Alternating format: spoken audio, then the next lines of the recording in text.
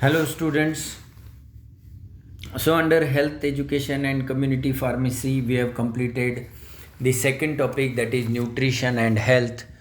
And the last part, we had a discussion on one of the important nutrient which is required by our body, that is minerals. We have gone through the definition of minerals, classification of minerals, biological role played by various minerals, and the deficiency conditions which occur because of deficiency of certain minerals, like deficiency of iron causes anemia, deficiency of iodine causes goiter and hypothyroidism, deficiency of fluorine causes dental caries, deficiency of calcium causes rickets in children, osteomalacia in adults, and osteoporosis in old age peoples. Then deficiency of zinc causes retarded growth and sexual dysfunctioning. So after that, now we are switching our discussion to the next topic, and again one of the important topic of your syllabus, which is called demography and family planning. Now, in this chapter, we will discuss what do you mean by demography, what is demographic cycle,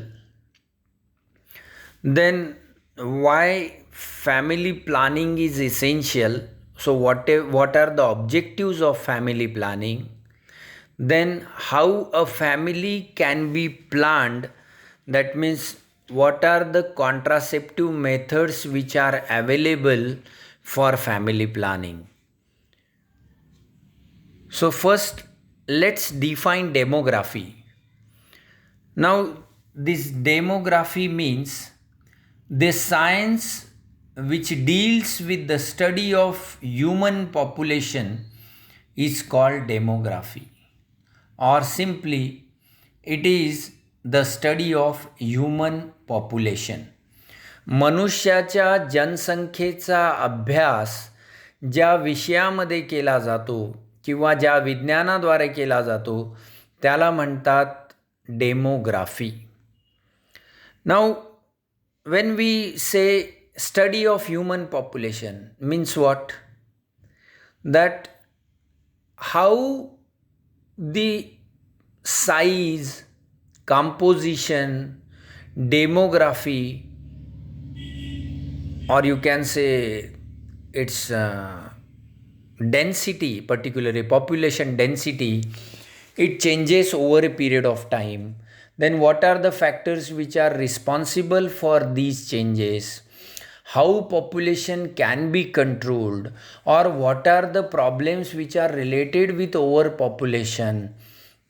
So all these aspects we will study in this term, that is demography. So in simple sense, demography means study of human population, or detailed scientific study of human population is called as demography.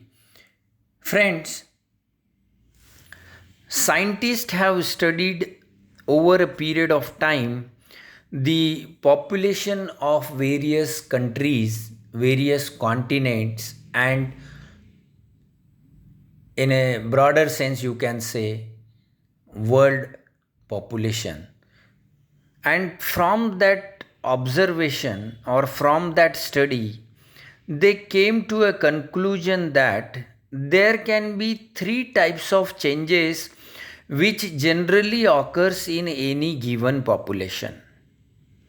कुठल्याही जनसंख्येमध्ये काळानुसार होणारा बदल हा मुख्यतः 3 प्रकारचा असतो. अशा निष्कर्षावर ज्या लोकांनी मनुष्याच्या जनसंख्येचा अभ्यास, सखोल अभ्यास केलेला आहे, त्यांनी हे निष्कर्ष दिलेले आहे. And those changes are either there will be change in size of the population, or there will be change in the composition of population, or there will be change in the distribution of population in relation to space. म्हणजे एखाद्या जनसंख्येमध्ये काळानुसार मुख्यतः 3 प्रकारचे बदल बघण्यास येतात क्या पाहायला मिळतात या देखने को मिलते हैं. First, change in size. जनसंख्येचे साईजमध्ये बदल होत असतो. एकतर जनसंख्या वाढत असते किंवा कमी होत असते. उदाहरण द्यायचं ठरलं तर आज तुम्ही बघा, शहराची पॉप्युलेशन वाढत चाललेली आहे आणि गावाची पॉप्युलेशन कमी होत चाललेली आहे.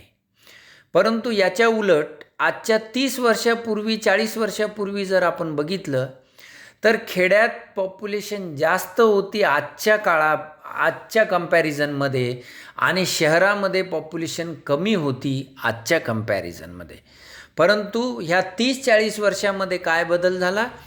पॉप्युलेशनची साईजमध्ये बदल झाला. सो हा एक पहिला बदल दिसून येतो.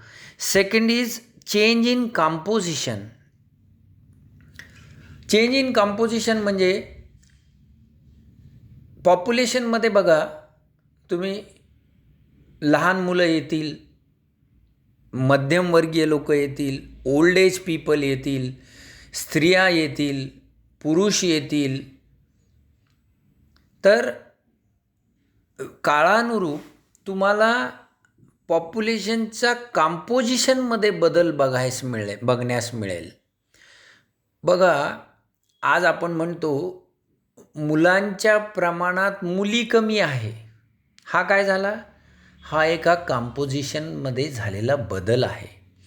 एक काळ असा होता, मुलं मुली जवळपास सारख्या होत्या. एक काळ असा येईल की इवन काही देशामध्ये तुम्ही बघाल तर पुरुषांच्या संख्या स्त्रियांपेक्षाही कमी आहेत. म्हणजे युरोपमध्ये कंट्री आहे बघा, त्याचं मला नाव नाही आठवत, तिथे आय थिंक आईसलँडमध्ये स्त्रियांचं प्रमाण जास्त आहे पुरुषापेक्षा.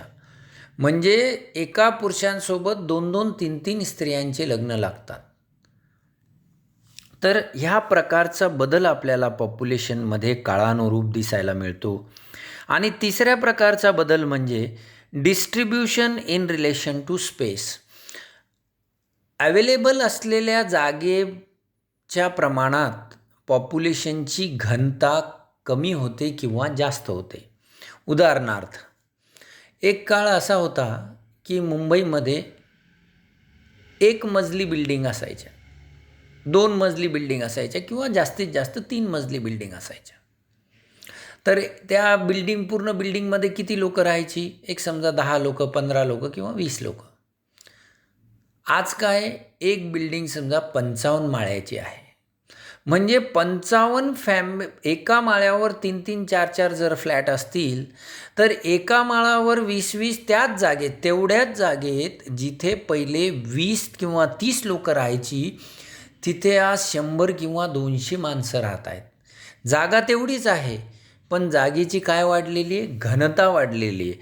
सो आपण त्याला काय म्हणतो? डेन्सिटी वाढलेली आहे.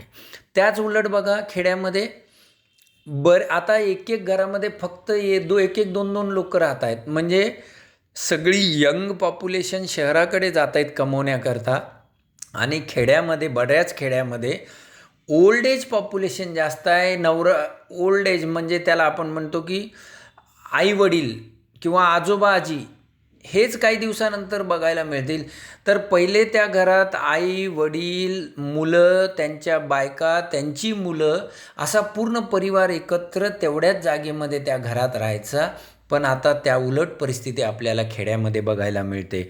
So there is a change in density और you can say distribution in relation to space. आणि हा सगळा बदल होण्यामागची कारणं काय? For these demographic changes, certain demographic processes takes place in a population like fertility, mortality, marriages, migration and social mobility, which keep on changing the size composition and distribution. हे जे 3 प्रकारचे बदल आपण बघितले, म्हणजे एखाद्या पॉप्युलेशनची साईज बदलते, एखाद्या पॉप्युलेशनचा कंपोजिशन बदलतो. कंपोजिशन म्हणजे त्याला काय म्हणावं, मिश्रण आपण म्हणू शकतो, किंवा मराठीमधला वर्ड मला आठवत नाही, किंवा त्यांचं डिस्ट्रीब्युशनमध्ये बदल होतो आपण पाहिलं जागेच्या अनुसार. तर हे बदल मुख्यतः कशामुळे होतात? एक पहिला कारण पॉप्युलेशनची साईज वाढण्याच्या किंवा घटण्याच्या मागे फर्टिलिटी, तुमचा जन्मदर ज्याला आपण म्हणू, बर्थ रेट नाही म्हणते मी, प्रजनन दर म्हणू, किंवा प्रजनन ज्याला आपण म्हणतो, फर्टिलिटी. जर तुमचा रेट ऑफ फर्टिलिटी खूप जास्त असेल तर पॉप्युलेशन वाढत जाणार. तुमचं रेट ऑफ फर्टिलिटी खूप कमी असेल तर पॉप्युलेशन घटत जाणार, म्हणजे साईजवर परिणाम होणार. दुसरं कारण आहे मॉर्टॅलिटी. मॉर्टॅलिटी म्हणजे डेथ. जर तुमची जास्त लोक एक्सपायर होत असेल एका वर्षामध्ये किंवा एखाद्या ठराविक काळामध्ये, जेवढ्या बर्थ होत नाही त्याच्यापेक्षा जास्त जर डेथ होत असेल तर पॉप्युलेशनची साईज काय होईल, तुमची कमी होईल. किंवा बर्थ जास्त होत असेल आणि डेथचं प्रमाण कमी असेल तर तुमची पॉप्युलेशन वाढत जाणार. तो मॉर्टॅलिटीसुद्धा हे एक कारण आहे ज्याच्यामुळे हा बदल होत असतो. तिसरं मॅरेजेस. पूर्वी काय व्हायचं, खूप कमी वयामध्ये लग्न व्हायचे. In earlier days the marriages were taking place at an age of say 14, 15 or 16, max to max 18 years. And in present time the marriages are taking place in broader sense at the age of say 23, 24, 25, even 30 and more than 30. Or even some youngsters are not getting married also. So definitely this will have effect on your population, because earlier the marriage, more will be the fertility rate, more will be the births. Later the marriage, less will be the fertility rate and less will be the number of children, and the size of population will decrease. Then another reason is migration. Migration means movement. लोक एका ठिकाणाहून दुसऱ्या ठिकाणाला जातात, कधी कामानिमित्त जातात, कधी शिक्षणासाठी जातात, कधी आपले नातेवाईक त्या एरियामध्ये जास्त आहे तर त्या एरियामध्ये जाऊन राहतात, कधी नोकरीच्या कारणामुळे एका जागेहून दुसऱ्या जागेला जातात.